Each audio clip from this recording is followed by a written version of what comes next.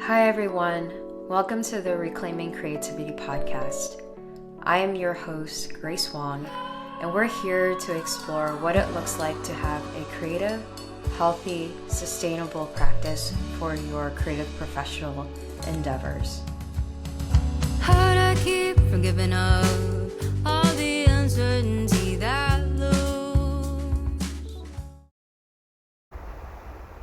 Hi everyone, welcome to the first episode of Reclaiming Creativity with your host, Grace Wong, also known as Suri Wong.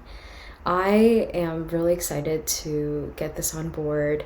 There are going to be a split between solo reflection episodes, which this is the first one, and interview ones with fellow friends who are also creative professionals of all sorts of industries, such as food and beverage, maybe a fashion friend, visual arts, writing, poetry, music, all of the above. And so there is no limitation to what kind of creative expression I am probably going to offer on this podcast.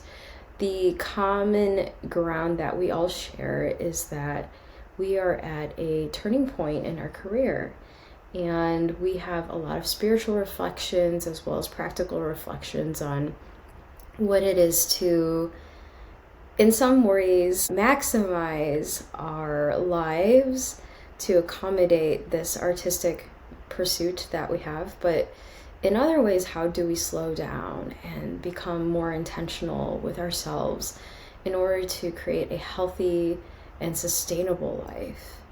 And I see this podcast being positive for two camps. Either you're someone who has been wanting to step into professionalism in your creative hustle or passion, and you're ready to look at what it is to give up the amateur practice and maybe leave a 9-to-5 or a freelancing job to make this something of yourself. And I can also see you being in another camp, which is you've already journeyed into making creativity a professional monetized experience, and you're looking to redefine what that looks like. And that could be you switching into another career path. All of a sudden, you might be jumping from music into creative writing like I did, or you're now starting a food and bev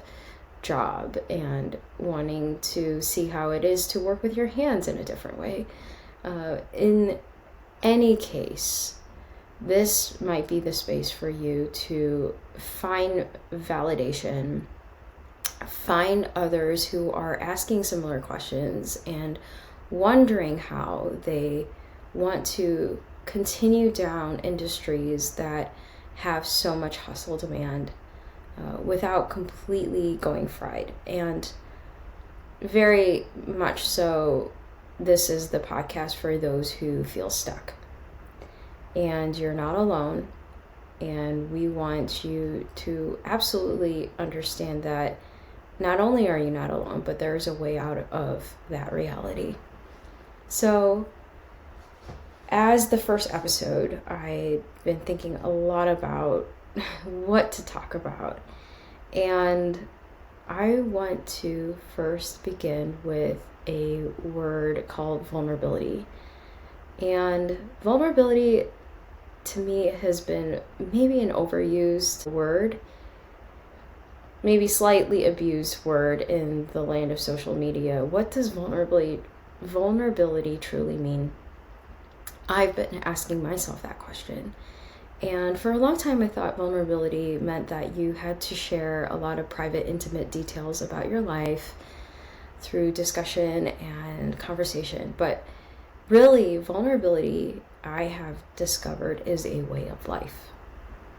And for many of you who might consume a lot of self-help and pop psychology podcasts, teachings, educational content, you're going to hear this as a buzzword so often, and it might have lost a lot of its punch and power, which is why for a long time I wanted to stay away from it. But instead of just talking about it, I wanted to demonstrate it. And before I truly go into the depths of what right now makes me feel cringe, but I'm present to doing and demonstrating and offering, is I'm going to do the very professional thing of offering my bio in a very quick way, because if you're listening to this podcast, you're probably wondering what makes Grace an expert in creativity. And that's a great question. What does make me an expert in creativity? So I'm going to give you what you would often hear if someone were to introduce me and my resume. And I started playing classical piano when I was 4. I was a daughter to a Chinese American immigrant, very specifically a Hong Kong American mother who was ambitious, and she herself was very proud that one of her first purchases as an immigrant to the United States was a Baldwin upright piano. We've kept that since the 1970s into 2024 when she finally sold it. So, she really prized music, and she wanted to give her children the best opportunity of pursuing that. And so right away I was on piano, and I loved it as a kid, got disenfranchised with it a little bit. We were put on the Royal Schools of Music examinations pretty early on, and then somehow in the 6th grade I fell in love with it again. And despite having a really strict Sri Lankan teacher who intimidated me, she helped me discover a Chopin mazurka that changed my life. And I was never the same. And after that, with other teachers, started pursuing piano camps. I went to Indiana University and Northwestern University in the summers, and even Casal Maggiore, Italy, to pursue music in my free time during the summers with other folks who were also just as ambitious as I was. However, even after that, and even after going and getting into a college conservatory, Wheaton College Conservatory, for piano performance, I never felt that I lived up to what was necessary for that kind of a pursuit. I struggled with a small hand reach of barely reaching an octave, and I grew very depressed and very slumped in my academic student career. I managed to finish it, and I did get really good grades academically in the liberal arts as well as with my conservatory studies, but I really didn't hit all the repertoire that I dreamed of ever achieving, and I just had mental breakdowns in the practice room and didn't know what to do with it. I had a lot of pressure around me, and I gave myself a lot of pressure, and that transitioned me into teaching piano in the middle of China, where I started singing, songwriting, and singing at jazz clubs. And I grew up singing worship on the youth group team when I was a kid, and was in choir during my college days.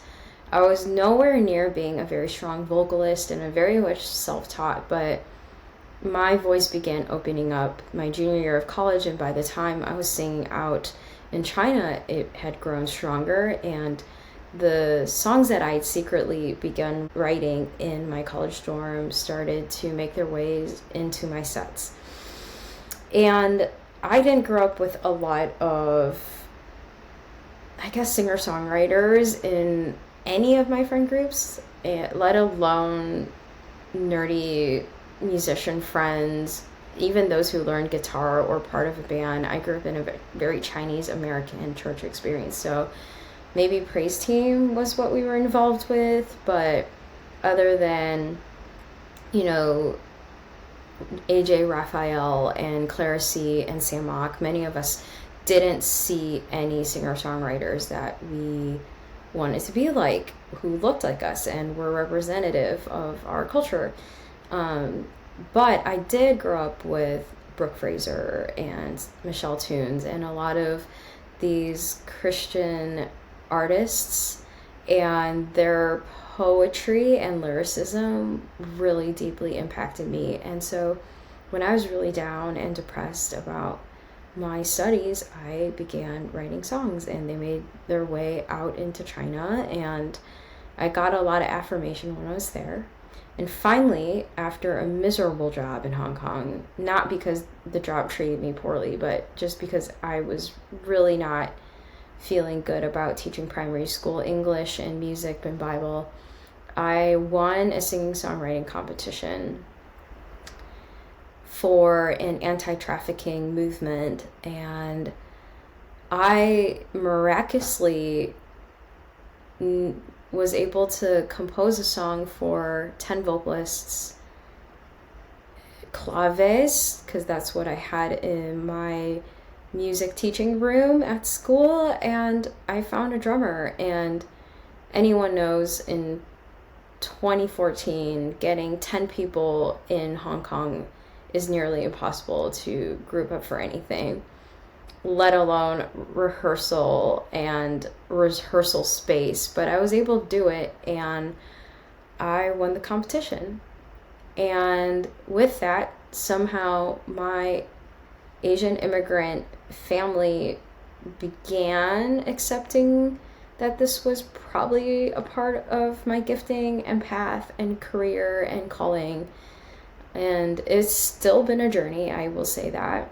So I moved back to Chicago to pursue indie singing songwriting and released my first EP in 2017 after finding my first producer a year earlier.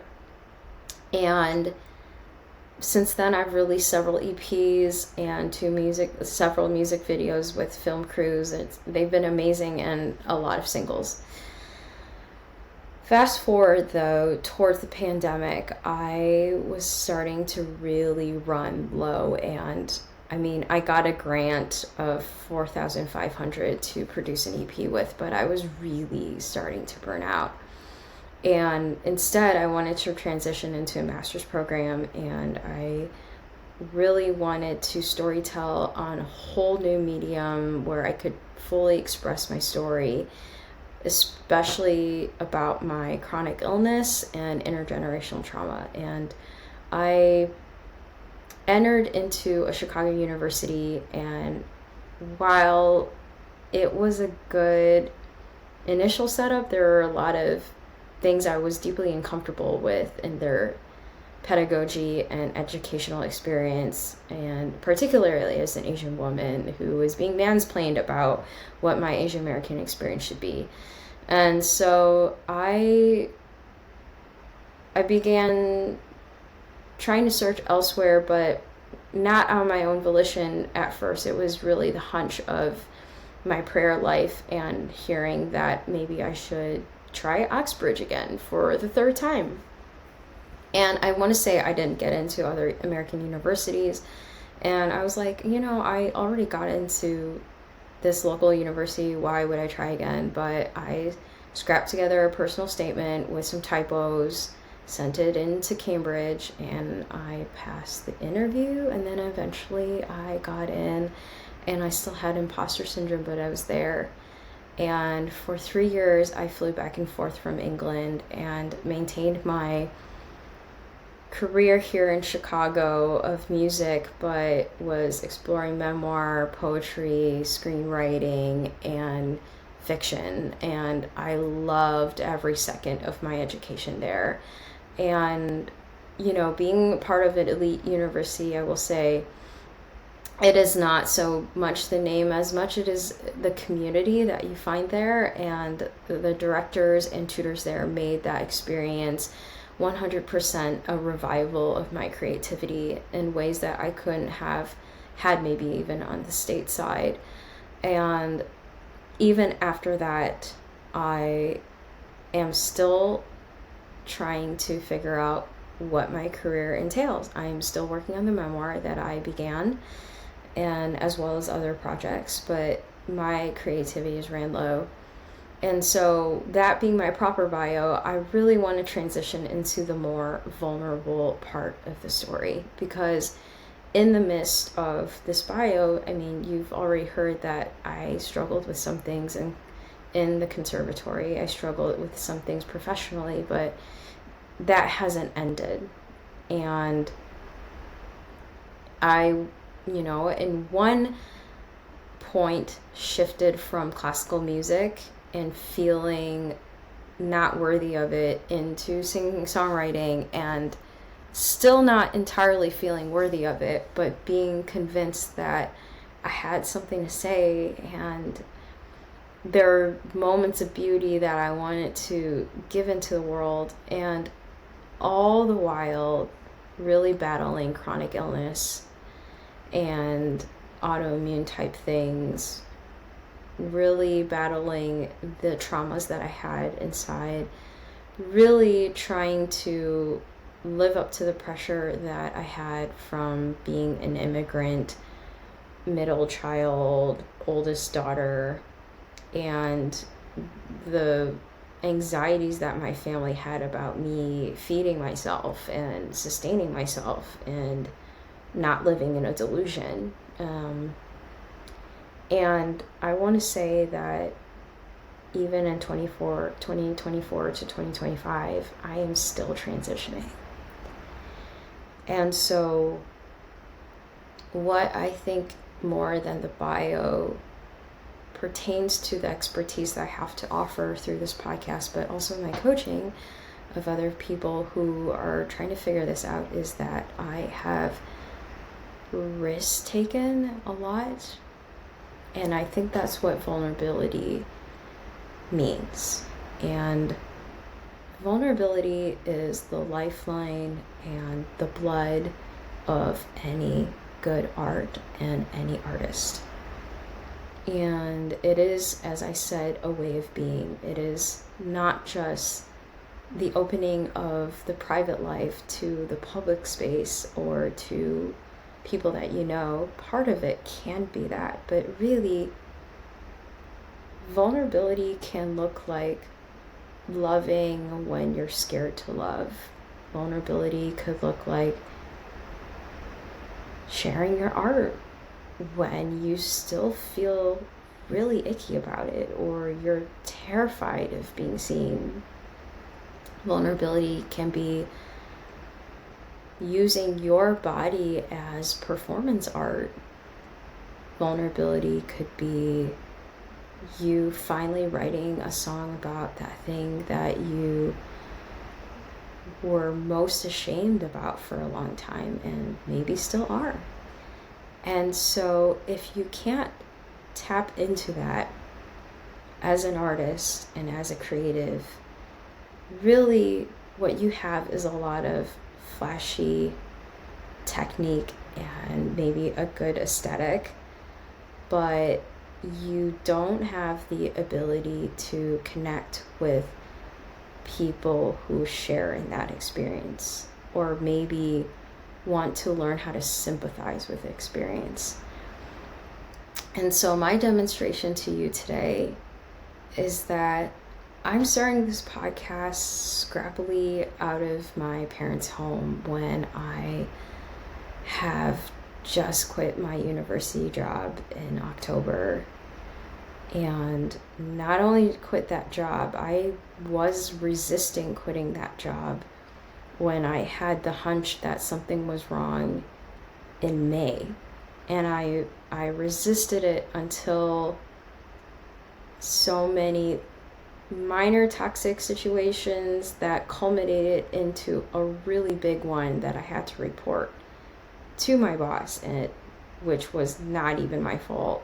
And they had to sadly let me make a choice and leave when they really wanted me to stay, while disappointing faculty and staff and other students with my absence.